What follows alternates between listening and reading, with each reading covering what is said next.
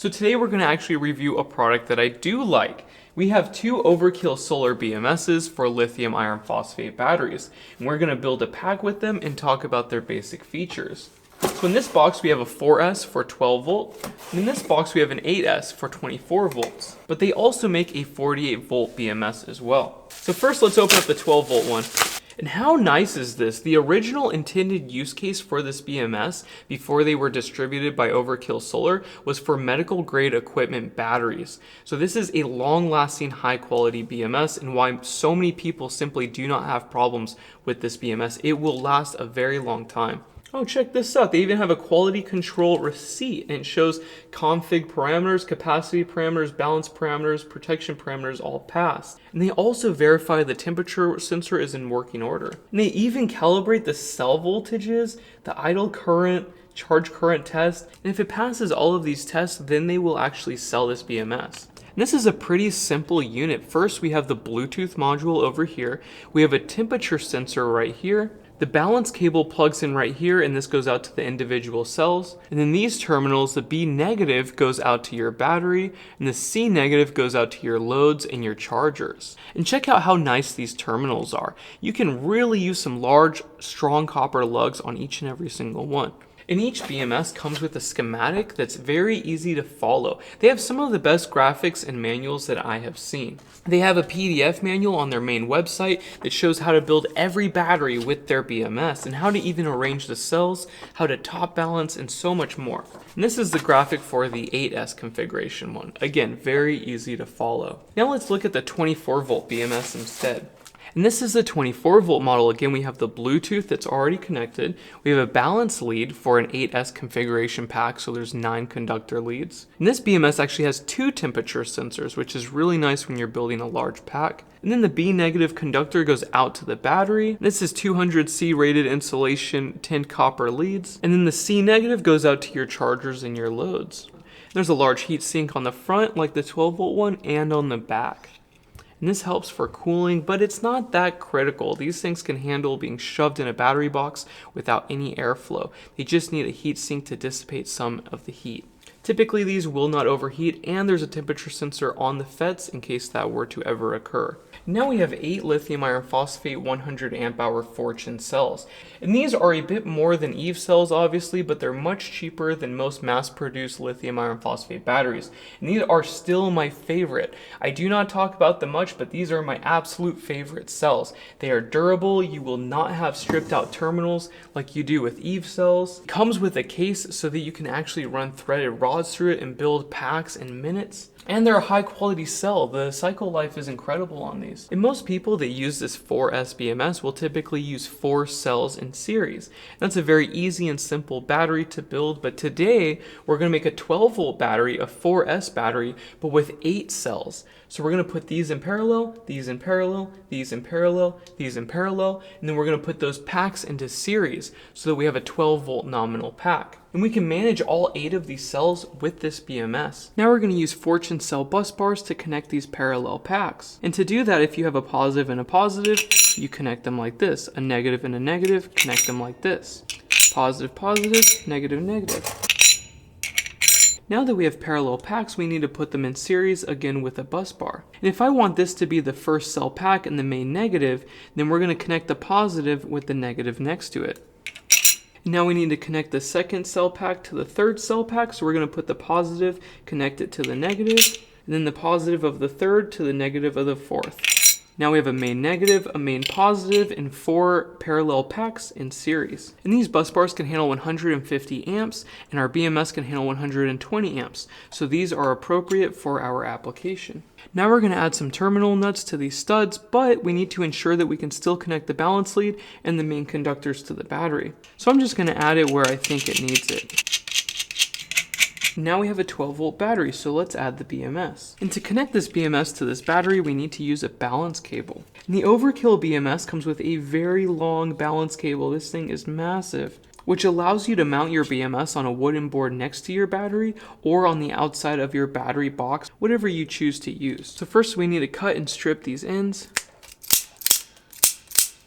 And I like to buy these in bulk. They're 3/8 inch red 22 to 16 gauge terminal ring connectors. We need to connect these to the tips of our balance cable. And these channel lock crimpers are my favorite for small balance leads.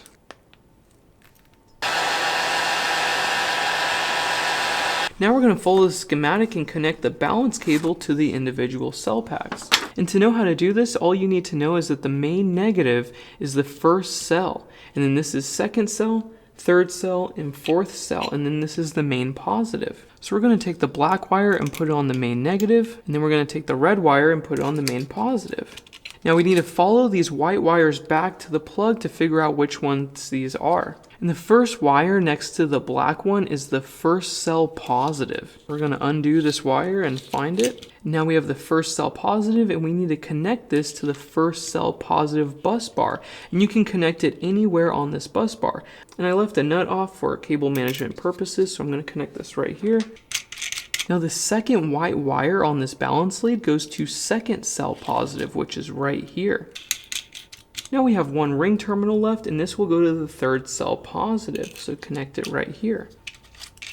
You're going to have a lot of excess balance cable, but I like to hold on to this in case I want to build a bigger battery in the future. So I'm just going to keep this to the side and try to organize these cables while I tighten down these nuts. A torque wrench is preferred for this step. Now that these are tightened down, we can add some terminal covers. So now we have a balance cable, a main negative terminal, and a main positive terminal. So on the main positive, we want to connect a conductor that's going to go out to the loads and chargers. And then on the main negative, we're going to connect this to the BMS B negative, which is right here. So we need to connect these two terminals to this. Now I have two conductors that I can connect to the BMS, but I just need to add a lug so it can connect to the main terminal. And these terminals are pretty large, so we're using 6 gauge wire connected to a 3/8 inch lug. And we're going to use my favorite crimper.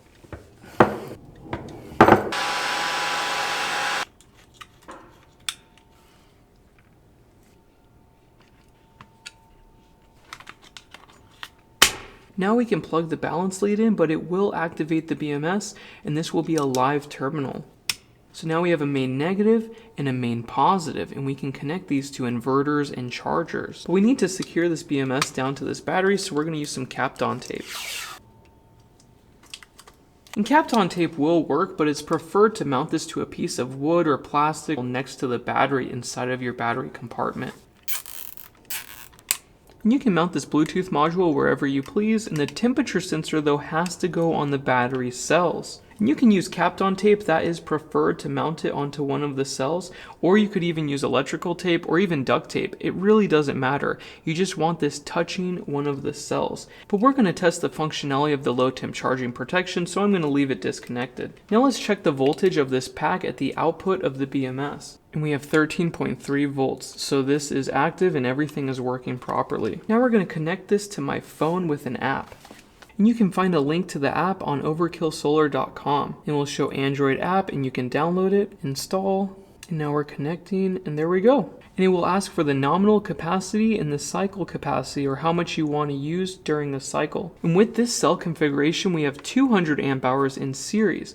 So we're going to put 200, and then cycle capacity 200, because I want to use the whole thing.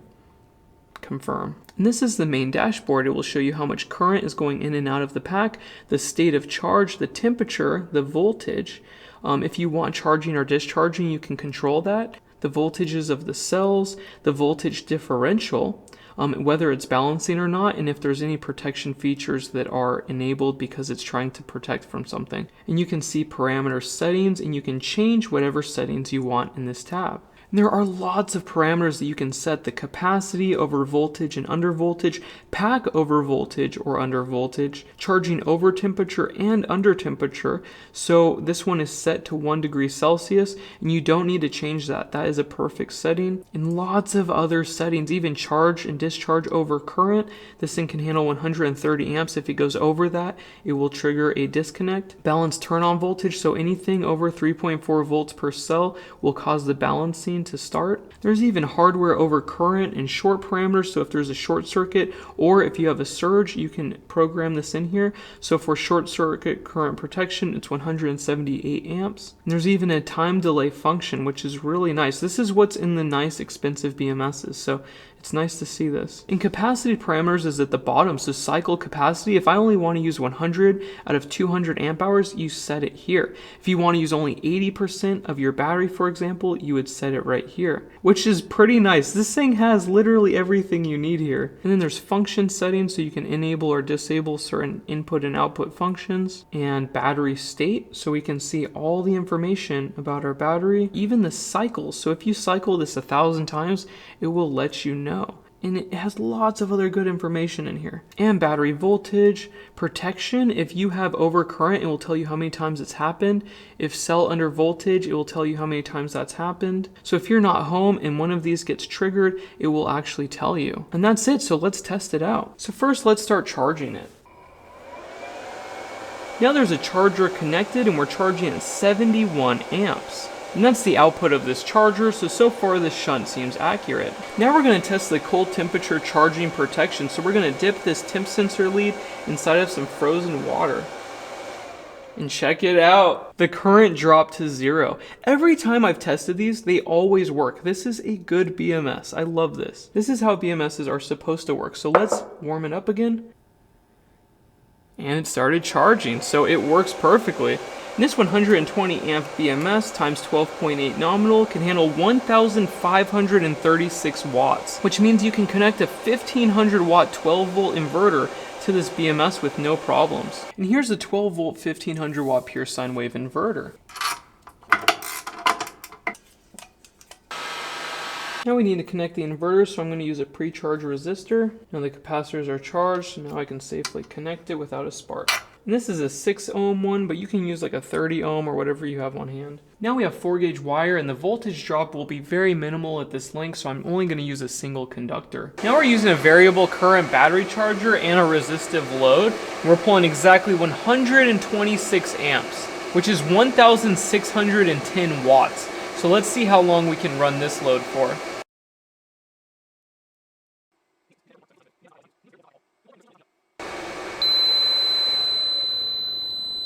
So we got low voltage cell protection enabled, and we pulled full capacity. And the voltage differential is not that bad considering this is a top balanced pack. So pretty successful test. Now let's charge it up.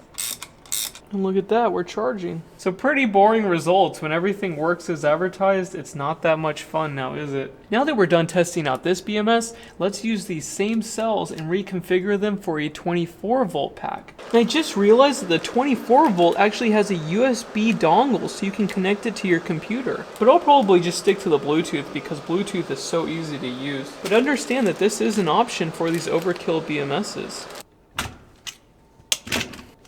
Now the cells are in series, so we have negative, positive, negative, positive, negative, positive, negative, positive. And this will be our main negative, so we're going to put bus bars right here, right here. And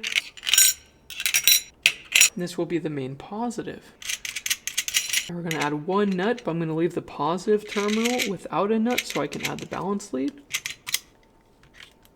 And this balance lead is pretty massive, so I need to add ring terminals to all of these conductors.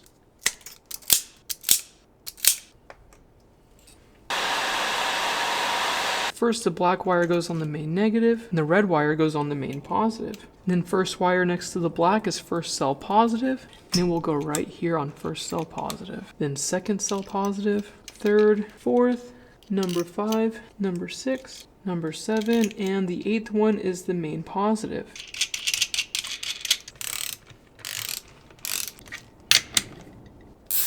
Now that the balance cable is attached to the cells, we can connect the B negative to the main negative of the battery.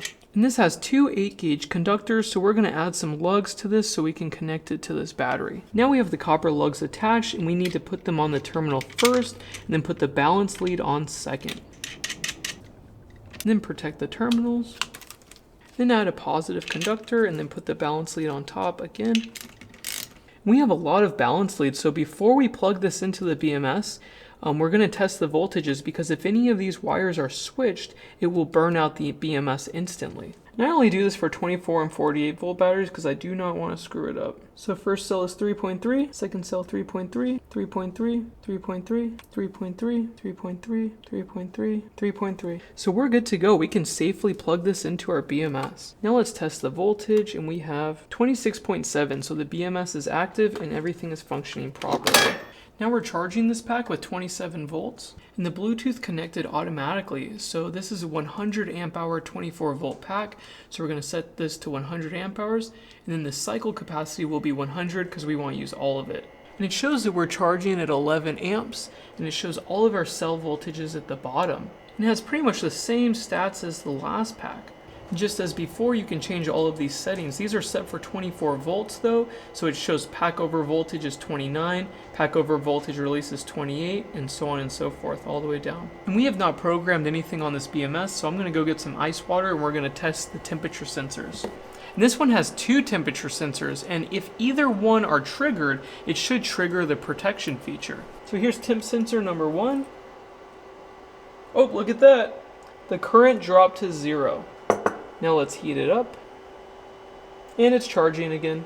Now this is temp sensor number 2. Oh, look at that. The current dropped to 0, so let's heat it up again. And it works. Isn't it nice when things just work? Gosh, it makes my life so easy. These videos are a million times easier when we test high quality products. I don't know, I guess we could do a high current test, but I know it's gonna pass. All right, let's go get an inverter real quick. This is a 3000 watt 24 volt inverter. This is a pretty big inverter, so we absolutely need to pre-charge the capacitors. And now they're charged up, so let's connect it. Always wear goggles when you do that. If you do get an arc, it could shoot hot metal at your eyes, so be careful.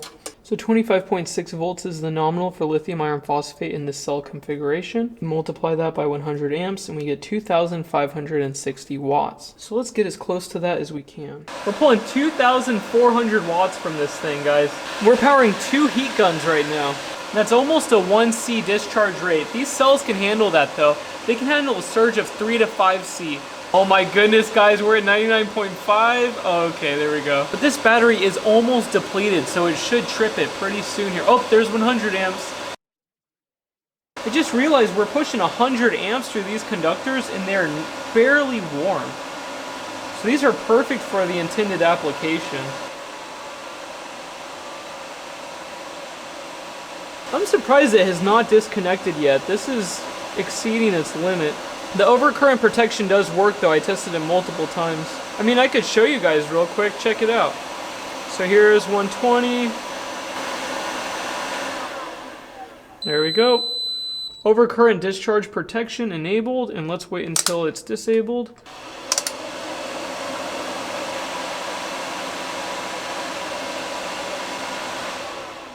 Oh, there we go. And it disconnected at 2.7 volts, which is a very conservative figure for this chemistry. So it passed our high discharge rate test and low voltage disconnect test. And I've not had a single one of these units not pass my test. So there you have it. And that's pretty much it, guys. This thing works. These are high quality BMSs, and if there is an issue, Steve at Overkill Solar will help you. They did not ask me to make this video. I like these BMSs and I hope more people will use them. Typically, the BMS is the #1 fault point in a lithium iron phosphate system. Typically, the cells will just keep on working for a long time. You might have reduced capacity or they might have excessive cell drift over time, but as long as you have a high quality BMS, it will just keep on cycling. And this BMS has every feature out there. You can connect it to your computer, you can connect it to your phone. I was in my house and it was still connected. So the Bluetooth range is incredible. For example, a Victron Smart Shunt, if you walk too far away from it, it disconnects instantly. This one, I can be on the other side of my half-acre lot and I'm still connected. So very impressive. And it has 2 temp sensors on this model. So yeah, if you want a high quality BMS, just stick with this and you will be set. Also, be sure to check out the Overkill website. He has lots of good information. The manual has tons of great information for beginners for building their first battery. So I hope you guys liked the video and I will talk to you soon. Bye.